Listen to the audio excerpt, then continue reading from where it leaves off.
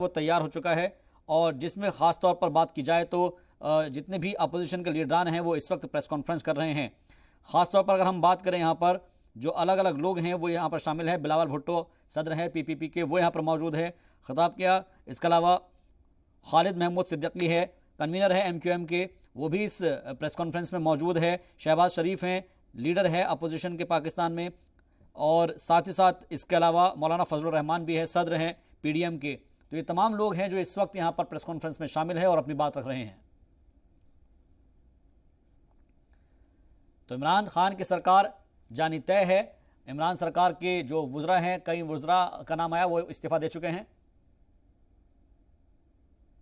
कि जो एक साहिब हैसियत है उसका ख्याल रखना चाहिए और उनको बेहतर ज़िंदगी देनी चाहिए। ये तो एक हमारे पे फ़र्ज़ है। यहाँ पे एक और इम्पॉर्टेंट बात मैं ज़रा शेयर करना चाहता हूँ कि एक रात को कल बहुत बड़ा मुआहिदा हुआ है जो मैं आसिफ जरदारी साहब, बिलावल साहब और हमारे शहबाज शरीफ साहब, मौलाना फजलुर रहमान साहब, हमारे मेंगल साहब, सरदार अख्तर मेंगल साहब और जितने साथी इसमें शरीक थे, और मुझ ना चीज़ को भी आखिर में डाल दिया। मुझे बड़ा फ़ख्र था कि मैं भी उसका हिस्सा बन गया हूँ। वो एक मुआहिदा क्या हुआ है कि जो मेहरबानी नहीं की गई एमक्यूएम के ऊपर, ये उनका हक था।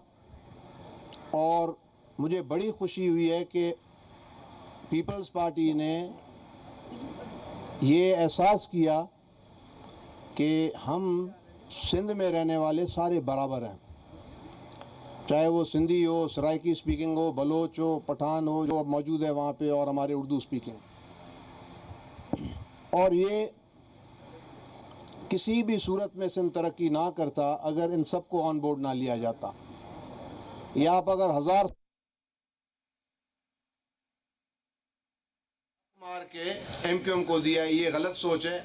ऐसी कोई बात नहीं है, क्योंकि तादाद के हिसाब से अगर देखा जाए, शहरी आबादी के हिसाब से देखी जाए, अगर उनको ऑन बोर्ड नहीं लिया जाएगा तो ये सिंध बर्बादी की तरफ जाएगा, सिंध आबादी की तरफ नहीं जाएगा। मैं बार बार इनको मुबारक दूंगा और इंशाल्लाह उम्मीद है कि इसका नतीजा फ़ौरन आ जाएगा और ये मेरे जो भाई हैं मुत्तहिदा कानून के, वापस जाके इनको, इनके अवाम से भी मुबारक मिलेगी।